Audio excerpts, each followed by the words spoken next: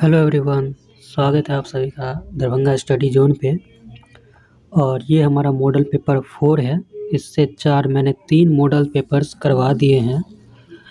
अगर आपने नहीं देखा हो तो जाके देखिए और विश्वास कीजिए कि ये मॉडल सेट्स में जो क्वेश्चन है ना, यही क्वेश्चंस आपके एग्ज़ाम में पूछे जाएंगे।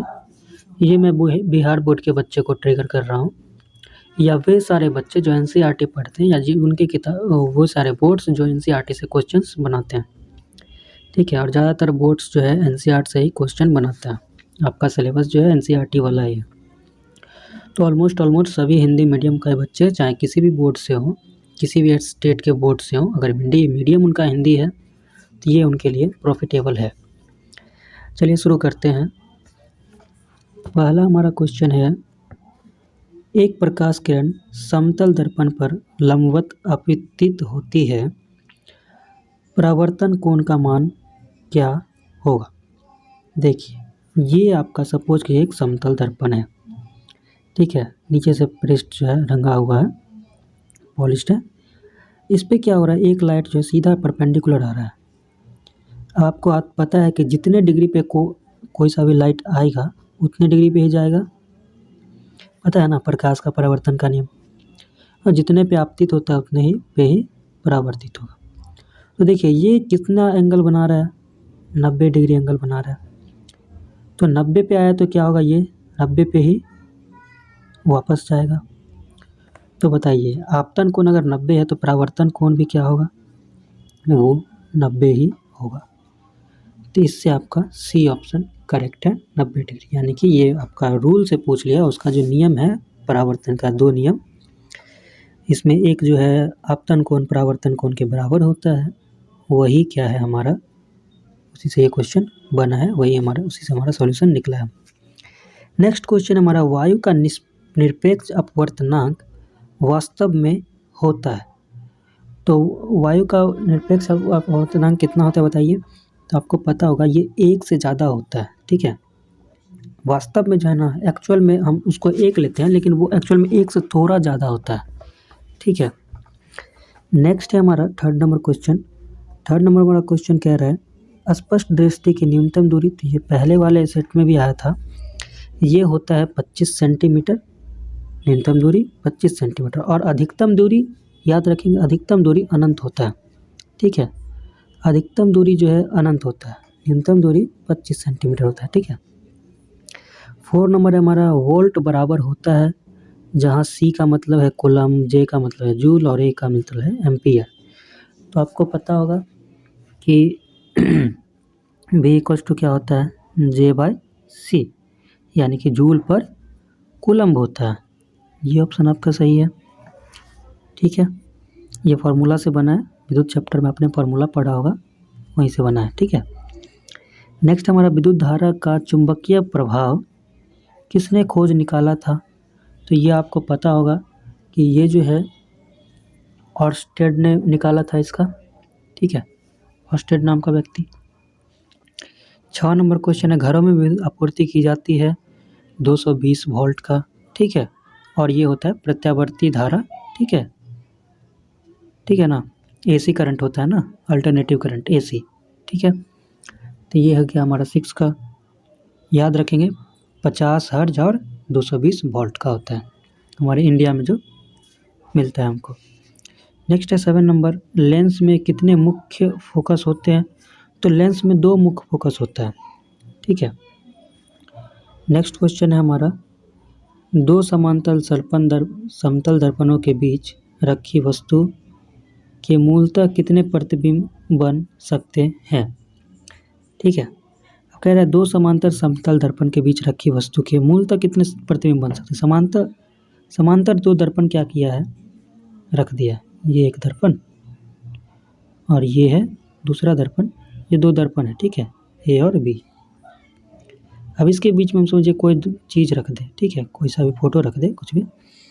तो इसका कह रहा है कितना मूलतः कितना प्रतिबिंब बनेगा। ठीक है, तो आपको पता होना चाहिए इसका कितना बनेगा, सोच के दिखाइए। भाई साहब 2 ही तो बनेगा, एक इस फेस पे बनेगा और एक इस फेस पे बनेगा। ठीक है, अब नेक्स्ट चलते हैं हम। तो इसका हो जाएगा 2। नेक्स्ट है हमारा 9 नंबर क्वेश्चन, यदि किसी अवतल दर्पण के ध्रुव से फोकस दूरी 25 सेंटीमीटर है तो फोकस से वक्रता केंद्र की दूरी क्या होगा। अवतल दर्पण है, ये सपोज कि अवतल दर्पण है आपका, कह रहा है क्या ध्रुव से फोकस की दूरी कितना है 25 सेंटीमीटर। ये हो गया आपका ध्रुव और ये हो गया आपका फोकस और ये हो गया आपका वक्रता केंद्र सी और ये हो गया एफ। कह रहा है ये कितना है 25 है, तो ये भी 25 होगा, क्योंकि ये जो एफ होता है ना, ये सी और ये जो है हमारा पोल पी, जिसको हम हिंदी में ध्रुव कहते हैं, इसके बीच में होता है एफ। तो भाई यहाँ से यहाँ तक 25 है, तो यहाँ से यहाँ तक भी 25 होगा। तो कह रहा है वक्रता केंद्र की दूरी क्या होगा। वक्रता केंद्र हमारा ये हो गया सी वाला पॉइंट, कितना होगा बताइए 25 और प्लस 25 यानी कितना होगा, यहाँ से यहाँ तक का दूरी कितना होगा 50। ये हो गया हमारा 50 सेंटीमीटर। नेक्स्ट क्वेश्चन है हीरे का अपवर्तनांक 2.4 है, हीरे की प्रकाश मचाल क्या होगी। नेक्स्ट क्वेश्चन हमारा 10 नंबर, हीरे का अपवर्तनांक 2.4 है, तो हीरे में प्रकाश की चाल क्या होगी।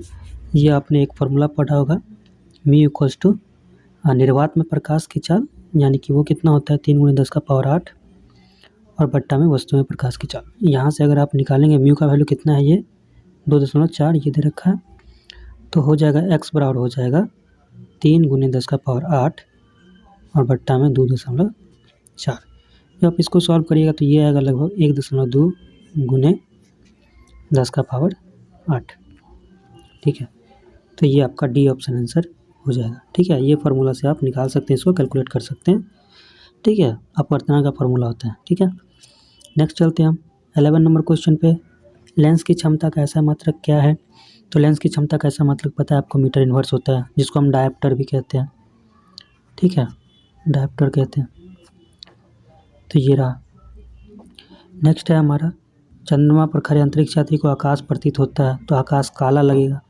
क्यों लगेगा काला, क्योंकि कोई सा भी लाइट जो है वो रिफ्लेक्ट नहीं होता है, लाइट का परावर्तन नहीं होता है, इसलिए हमको काला दिखाई पड़ता है। ठीक है, नेक्स्ट है हमारा क्वेश्चन 13 नंबर, विद्युत धारा की प्रबलता को नापने के लिए किसका उपयोग किया जाता है। तो विद्युत धारा की प्रबलता को नापने के लिए हम एमीटर का इस्तेमाल करते हैं। ठीक है, नेक्स्ट क्वेश्चन है हमारा, निम्न में से कौन सी धातु अम्ल और क्षार दोनों से अभिक्रिया करती है। तो ये जो धातु होती है ये होती है जिंक। ठीक है, ठीक ना, ये जो है अम्ल और क्षार दोनों से अभिक्रिया करता है। ठीक है, नेक्स्ट क्वेश्चन है हमारा, निम्नलिखित में से कौन कॉपर के अयस्क है। तो आपको पता होगा क्यूपराइट जो है कॉपर का अयस्क है। ठीक है, नेक्स्ट चलते हैं, कार्बन क्या है। तो कार्बन जो है अधातु है। ठीक है, हीलियम परमाणु के बाहरी कक्षा में कितने इलेक्ट्रॉन होते हैं। तो हीलियम के बाहरी कक्षा में जो है 2 इलेक्ट्रॉन होता है। ठीक है, नेक्स्ट चलते हैं, जल में हाइड्रोजन तथा ऑक्सीजन की परमाणु संख्या का अनुपात क्या है। तो जल में पता है, जल का जो सूत्र होता है वो H2O होता है। बताइए क्या पूछ रहा है हमसे, हाइड्रोजन और ऑक्सीजन। हाइड्रोजन कितना है 2, ऑक्सीजन कितना है 1, तो कितना है 2:1। हाइड्रोजन का आपको परमाणु सूत्र याद रखना है H2O। ठीक है, पूछ देगा परमाणु सूत्र से एक क्वेश्चन जरूर रहेगा, एक से ज़्यादा भी रह सकता है, तो आप याद करते रहेंगे। ठीक है, नेक्स्ट है अल्काइन का सामान्य सूत्र क्या होता है। तो आपको बताया था एल्कीन एल्केन अल्काइन। ठीक है, एल्केन एल्कीन अल्काइन होता है। तो एल्केन का होता है CnH2n+2, ये एल्केन का होता है। एल्कीन का होता है CnH2n। ठीक है, और एल्काइन का होता है CnH2n-2। ठीक है, तो सब में 2 हाइड्रोजन कम होता जाता है। ठीक है, और एक एक बॉन्ड बढ़ते जाता है, इसमें सब सिंगल बॉन्ड से जुड़ेगा। एल्केन में एक डबल बॉन्ड रहेगा और एल्काइन में एक ट्रिपल बॉन्ड रहेगा, इसलिए सब में 2 हाइड्रोजन कम होता जाता है। नेक्स्ट कहते हैं, नेक्स्ट क्वेश्चन हमारा, लोहे की परमाणु संख्या कितना है। तो बताया है 26 होता है। ठीक है, इसको Fe से दिखाते हैं, लैटिन शब्द से दिखाते हैं, इसका नाम होता है फेरस।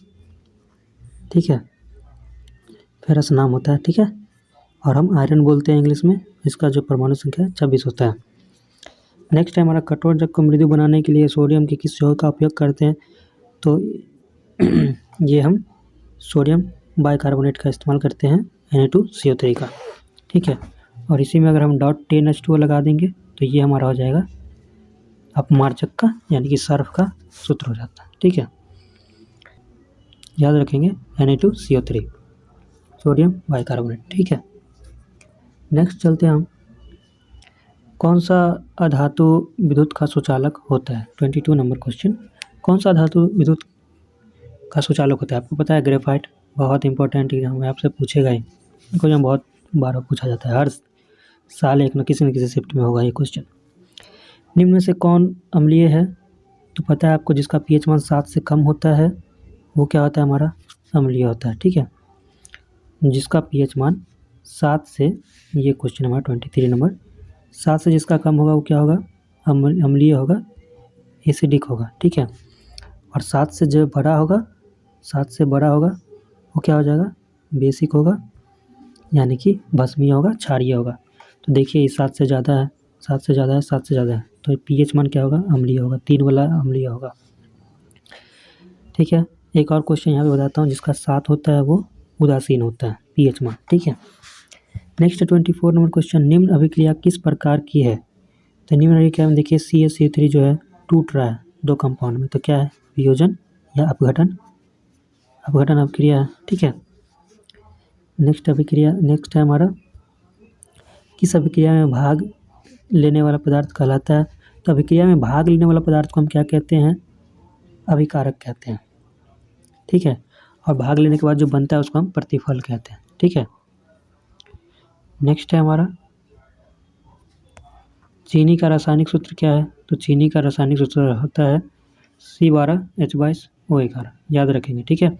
और ग्लूकोज का पूछ ले तो C6H12O6, ये ग्लूकोज का होता है, ठीक है। ग्लूकोज का होता है, ये चीनी का होता है, शुगर का, ठीक है, जो हम लोग खाते हैं, ठीक है। नेक्स्ट क्वेश्चन है हमारा, श्वसन की क्रिया में खाद्य पदार्थ का क्या होता है? ये हमारा श्वसन की क्रिया में खाद्य पदार्थ का क्या होता है? तो श्वसन की क्रिया में खाद्य पदार्थ का जो है वो दहन होता है, ठीक है, तब हमको क्या होता है? ऊर्जा मिलता है। नेक्स्ट 28 नंबर क्वेश्चन, रंध्र किन कोशिकाओं से घिरे रहते हैं? तो रंध्र किन कोशिकाओं से घिरे रहते हैं बताइए?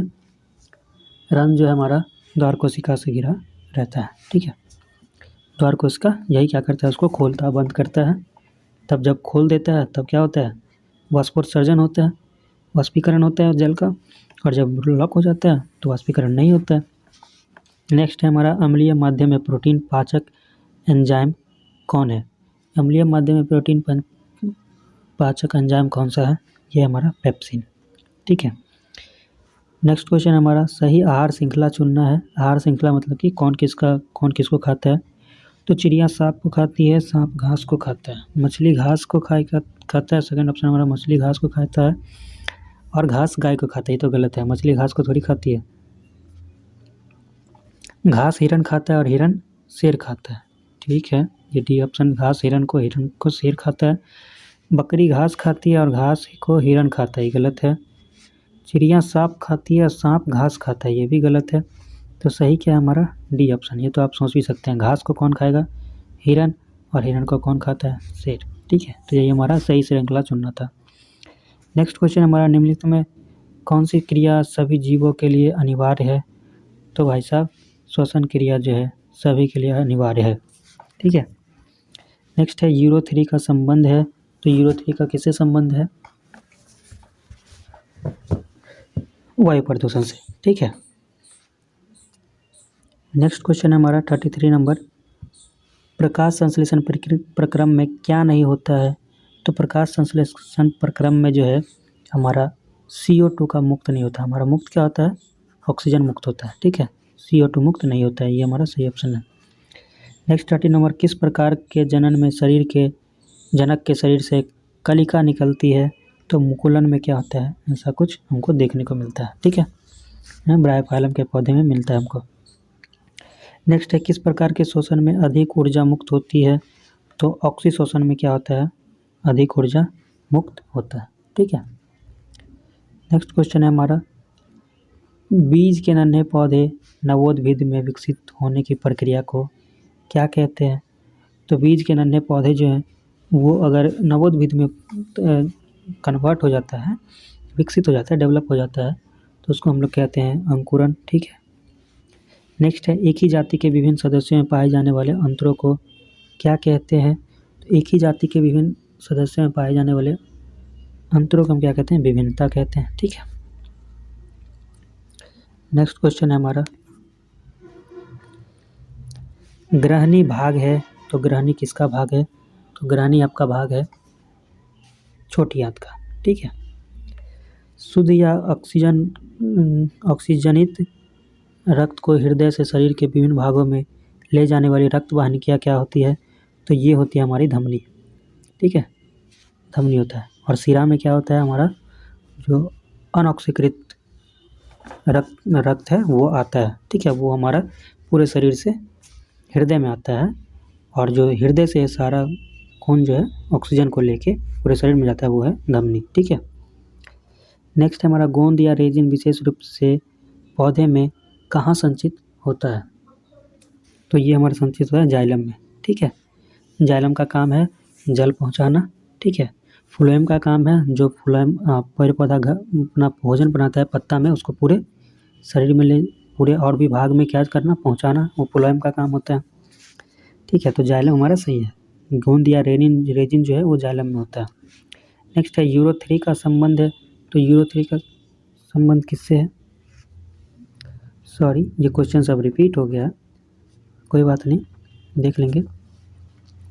यूरो3 का संबंध जो है वायु प्रदूषण से है। क्वेश्चन रिपीट हो गया है। प्रकाश संश्लेषण प्रक्रिया में क्या नहीं होता है? प्रकाश संश्लेषण प्रक्रिया में CO2 मुक्त नहीं होता है, हमारा O2 मुक्त होता है, ऑक्सीजन मुक्त होता है। नेक्स्ट है किस प्रकार के जनन के शरीर से कलिका निकलती है? तो ये मुकुलन में होता है। ठीक है। नेक्स्ट क्वेश्चन है किस प्रकार के शोषण में अधिक ऊर्जा मुक्त होती है? ऑक्सीशोषण में अधिक ऊर्जा मुक्त होती है। ठीक है।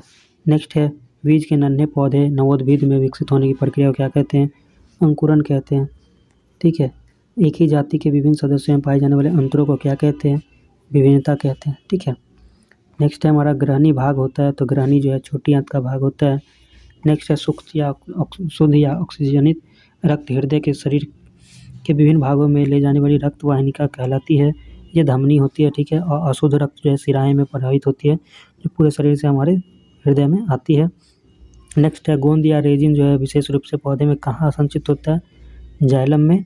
और जाइलम जो है जल और खनिज पदार्थ जो है पत्ते में पहुँचाता है, जल जाइलम के द्वारा ही होता है। फ्लोएम के द्वारा जो भोजन बनता है पत्तियों में, पेड़ पौधे में, उसे पौधे के विभिन्न भागों में पहुँचाया जाता है फ्लोएम के द्वारा। ठीक है। नेक्स्ट क्वेश्चन है ओजोन परत पाया जाता है, तो ओजोन परत कहाँ पाया जाता है? ओजोन परत पाया जाता है वायुमंडल के ऊपरी सतह में। ठीक है। जो हमको क्या करता है, जो यूवी रेज जो सूर्य से आता है उससे हमको क्या करता है? ये बचाता है। ठीक है। नेक्स्ट क्वेश्चन है हमारा, घरों में विद्युत से दुर्घटना किसके कारण होती है? ये शॉर्ट सर्किट के कारण होता है। ठीक है। नेक्स्ट क्वेश्चन हमारा, निम्नलिखित में कौन सा पद विद्युत परिपथ में विद्युत शक्ति को निरूपित करता है? तो P क्या होता है बताइए? P होता है, आपको पता होगा, आप लोग पढ़े होंगे। P होता है IR²। ठीक है। नेक्स्ट क्वेश्चन है निम्नलिखित में कौन विद्युत संयोजी यौगिक है? विद्युत संयोजिक यौगिक मतलब कि इसमें क्या है? इलेक्ट्रॉन का शेयर नहीं होता है, इलेक्ट्रॉन क्या करता है? ट्रांसफर से बनता हो। तो NaCl, ये वाला सी ऑप्शन सही है। इसमें शेयर बनता है, कार्बन टेट्राक्लोराइड में, कार्बन डाइऑक्साइड में भी शेयर से बनता है, मीथेन में भी क्या होता है? शेयर से बनता है। यानी कि ये सब क्या है? ये सब है। और विद्युत संयोजी यौगिक का मतलब आयनिक यौगिक, तो ये NaCl है। ठीक है। और ये सब सहसंयोजी यौगिक है। ठीक है। नेक्स्ट है हमारा हीलियम कैसा तत्व है? तो हीलियम जो है अक्रिय है। ठीक है, किसी से अभिक्रिया नहीं करता है। अष्टक का नियम कौन दिया था? तो अष्टक का नियम कौन दिया था? अष्टक का नियम न्यूलैंड ने दिया था। ठीक है। डोबेरेन का ट्राइड रूल था। ठीक है। नेक्स्ट है सही आहार श्रृंखला है, तो सही आहार श्रृंखला क्या होता है? तो सही आहार श्रृंखला है मछली घास को खाता है, तो गलत है, क्वेश्चन रिपीट कर दिया उन्होंने। चिड़िया सांप घास को खाती है, गलत है। घास हिरन शेर को, बकरी घास को, हिरन को, ऐसा नहीं है। तो घास को हिरण खाती है और हिरण को शेर खाता है। ये ऑप्शन हमारा सही है।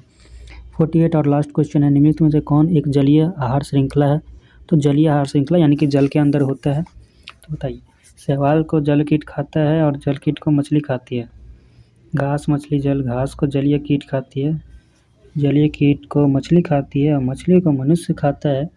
तो ये हमारा सही नहीं है। ये हमारा सही है कि शैवाल को जो है जल का कीड़ा मकोड़ा खा जाता है और जल के कीड़ा मकोड़ा को मछली खा जाती है। ठीक है, तो गाइस ये था आज हमारा टोटल 48 क्वेश्चन। ठीक है, इन 48 क्वेश्चंस में आपको कुछ क्वेश्चन रिपीट हुआ होगा। यकीन कीजिए इतना ही क्वेश्चन है, इतना ही क्वेश्चन आएगा। आप इतना कर लिए तो बहुत कुछ क्वेश्चन ऐसा इंपॉर्टेंट है जिसको बार बार रिपीट किया जाता है। ठीक है, और वही क्वेश्चन आएगा, यही क्वेश्चन सब आएगा। तो आप लोगों से रिक्वेस्ट है कि इसको ज़्यादा से ज़्यादा करें। ठीक है, और अगर नए